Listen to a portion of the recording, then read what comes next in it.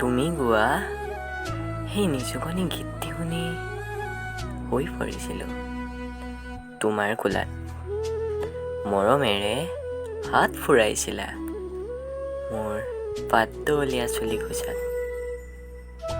জোনাক নিশা তোমাৰ কোলাত বহিয়ে সুধিছিলোঁ, মা, আকাশৰ বিশালতা বাৰু কিমান?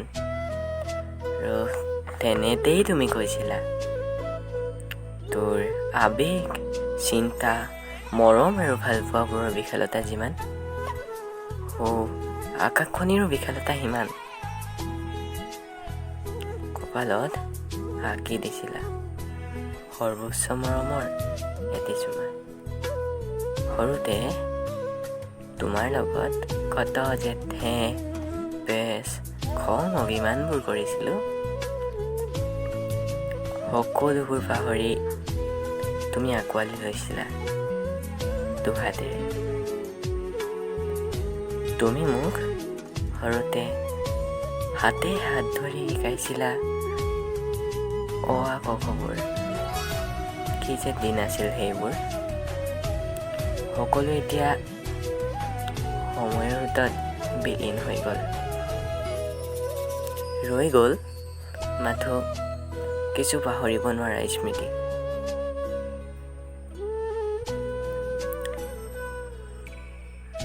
তুমি মোক দিয়া নিস্বাৰ্থবিহীন মৰমবোৰ মোৰ সদায়ে মোৰ লগত লৈ ফুৰিম।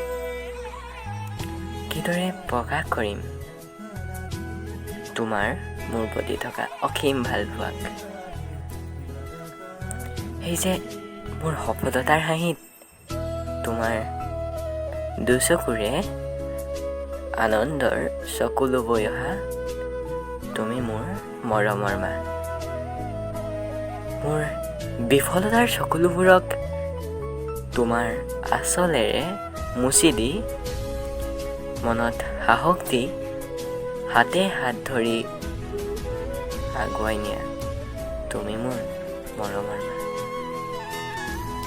তুমিয়েতো মোক এই পৃথিৱীৰ সৈতে পৰিচয় কৰাই দিলা।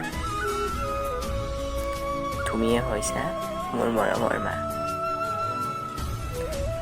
কেতিয়াবা যদি বগা সাজযোৰ পিন্ধি নিয়তিয়ে তোমাৰ ফালে চুচা লয়, তেতিয়া